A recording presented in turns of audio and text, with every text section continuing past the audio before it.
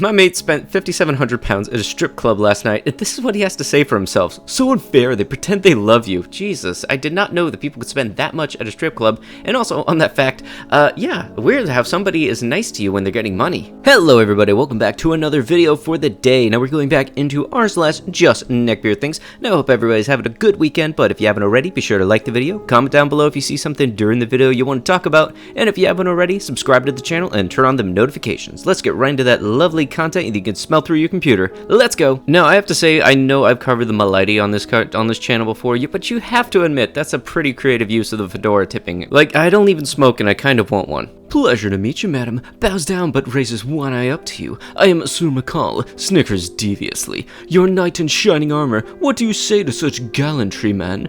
Have at you, extends hand to you like Naruto does to girls in the anime. Did I miss something in those filler episodes of Naruto? Like, did he get knighted or something? Like, I'm pretty certain he didn't. I do not know what is going on, but I want to stay as far away from it as possible. So, after seeing Joker, I believe it was an immaculate film that displayed an underlying theme of society's ignorance towards mental health issues. The iconic scene backed up my point in terms of the Joker's latter character development for the Batman movies. After expressing that to my family, my brother agreed with my interpretation and added on his own 2 cents. My sister, on the other hand, just thought the ending was messed up. She didn't see the importance of the iconic scene in terms of what it had. My brother and I are both psych majors in college, so our minds are more open than my sister's, who is an accounting major. That was at the beginning of October. Now, fast forward to last night. I went to see Joker for the second time with my pal, Jonah. Jonah doesn't go to college, but he works as an auto collision technician at some garage in Groton, Connecticut. He hadn't seen the movie yet, and I wanted to see it again. So I drove all the way over to Groton and watched it a second time. When it was over, he didn't even fully debrief. He just kinda said that was weird and drove home. What the heck? Later that night, I told my other pal Thomas that I saw Joker for the second time, and he, not knowing any of my opinions on the movie, stated the exact same analysis I had stated earlier. That stimulating conversation was something I wish I had with Jonah, but alas,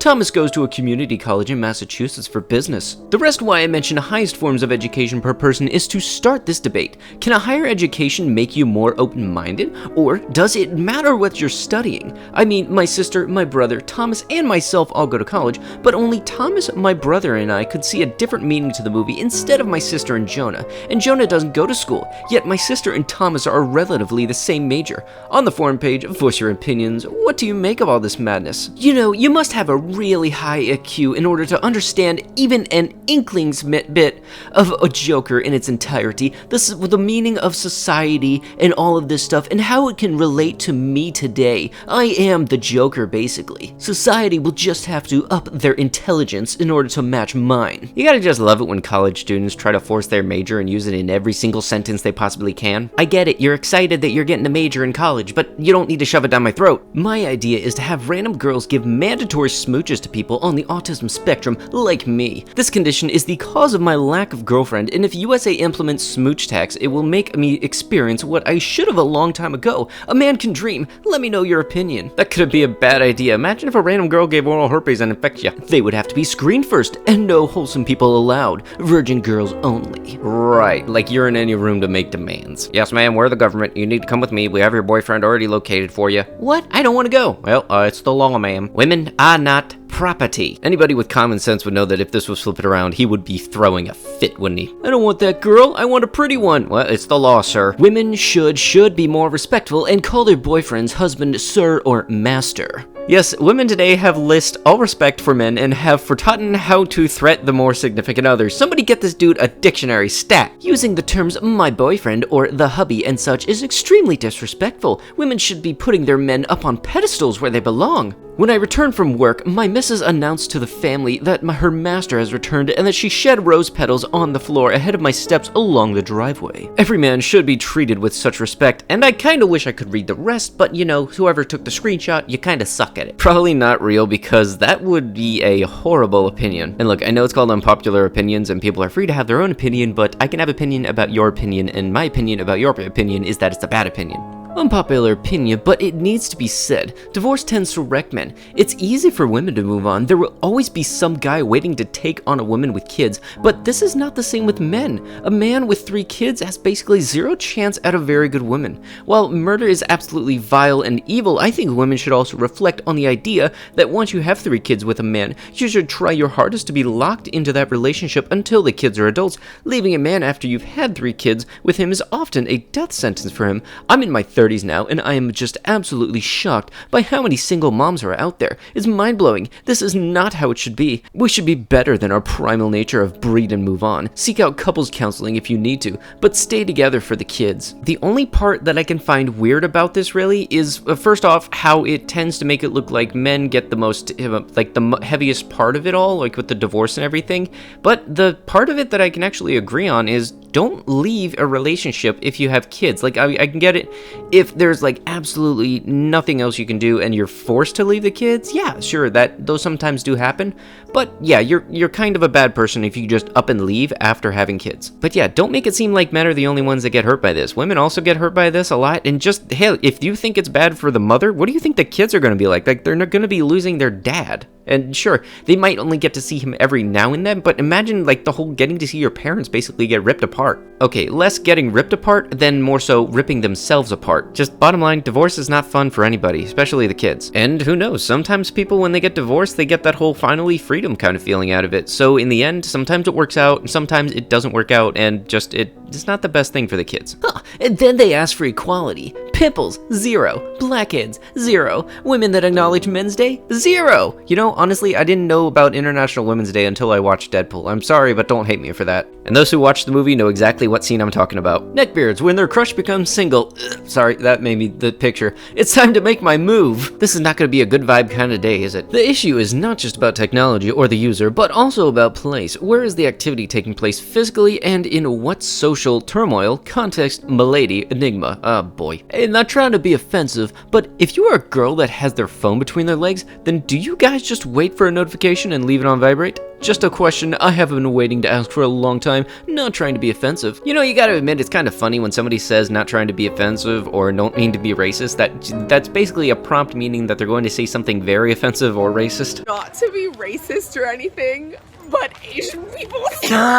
Also, phone's vibrations are not that powerful. Just because a girl is openly sexual does not mean she wants to be sexual with you specifically. Yeah, but in my case, that doesn't apply if you're a cute girl. Cute girls and nudes are always welcome to my inbox. Look, dude, you can leave that door open as long as you want. There will be no traffic. I can guarantee it. You can just imagine this dude to be that sad of a person to be sitting on the side of a corner. Spare some nudes, please. Spare some nudes for the unfortunate neckbeards. Thank you. Spare nudes. This was my 5-foot Zweihander, letter opener, at work. They promptly took away my office supply budget. I should have known, dude. Dude, after an IT guy nearly cut his hand on it because yes, it is sharp, not a dull replica one, I took it home where I rest in my basement alongside my other zombie survival stores. Okay, I might not be the absolute most expertiest person for surviving a zombie apocalypse, but if I had to choose between a sword and a projectile, I'd like the things that delete those things away from me. And seriously, nobody needs a quote-unquote letter opener like that in the office. Like seriously, keep that at home for when you get the post-it notes. Hey, who knows, maybe you couldn't find a little letter opener in the shape of a katana. A girl could be an 11 out of 10, but will still catch feelings for a guy who's a 4 out of 10. If the guy's personality is a 10 out of 10, then to a girl he's immediately a 10 out of 10. Actually, quantum mechanics forbids this. Get out of here, bootleg Keanu Reeves and Peter Dinklage love child. Now, I know that the whole appearance thing is, yes, it's the very first thing you see, and I would honestly use somebody's appearance to see how well they take care of each other, but that's not really the main point. Honestly, if a person takes care of themselves, they can still be a bad person. However, if the person is genuinely good and like they've gotten good reviews from their friends and on Yelp, I don't know, then you might well give them a shot. It's only if you're considering it. Like, it's not like the nice guy's obligation to date me. Hey, how was your day? It was aight. What'd you do? Just drive around. Ah, nice. Getting those hours up, I see. What you doing now? Watching a drama with good guy mate. Wow, mad invite. Can I join or what? And unfortunately, okay, so the context for this, there was a bunch of comments and posts and stuff. So apparently it's, you can't really buy a girlfriend. That's kind of called human trafficking. Let's go. A couple of days ago, I tried to shoot my shot with a girl on here. I slid into her DMs. Everything seemed to be going well. We clicked and we're having good convos. She seemed to be interested in me too. Snippet of our convos in the pic below. We organized a lunch date for the 14th of February, so Valentine's. It'd be clear that we'd be each other's Valentine, right? Valentine's Day came around and we went out on our date today. I thought I'd surprise her with a bouquet of roses, 24 to be more specific, and a couple of small gifts. Needless to say, I spent at least $250 on her first date. Fast forward, when I was waiting for her with a bunch of things in my arms, she turned up and didn't quite look like her photos, but that's okay. I still had a date. She looked a tad uncomfortable with the things I had gotten her, and the date was quite awkward. I don't know if it was because of the differences between how we were in real life and online,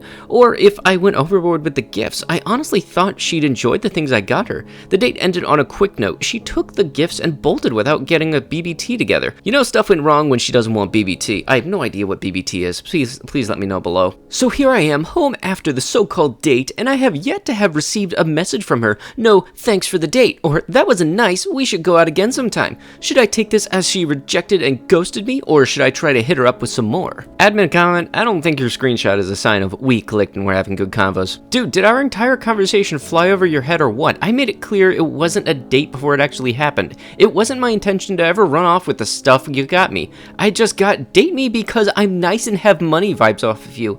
As if I'm going to stay for another minute. I'm giving the roses and jewelry back to you. I don't want it. And this was their screenshot. So can I get you roses and other things? Hey man, I made it clear, just because we're going out for lunch on V-Day doesn't mean it's a date. I'm telling you now. Nah, it's fine. I did so much for you and I don't even have a chance. You won't get a chance with another guy looking for your catfish butt. You're lucky I even considered you. You know what? I'm glad you buggered off. Probably freaking that good guy mate of yours. He can keep your stank butt. And from the admin, yikes, I had to correct your grammar. Take a freaking hint, man. Yeah, that is honestly sad. You simply can't just throw a couple $100s at people and think that that'll work and get them in your pants. Like seriously, any amount of money is not going to buy affection. I mean, at least not for the masses. I know gold diggers do exist, but seriously, you can't just nice rich guy yourself into this thing. And you weren't even on a date in the first place, so you didn't even need to get flowers, but you know, nice guys don't know when no means no. In all reality, to nice guys, no probably just translates to she's playing hard to get. Try harder. Alrighty, that's gonna have to be it for the video. If you had liked what you had seen, be sure to like the video, comment down below what you liked about the video, and if you have not already, be sure to subscribe to the channel, turn on them notifications, and check out the Discord in the description box down below. Thank you for watching, and I will be sure to see you guys in the next one. Bye bye.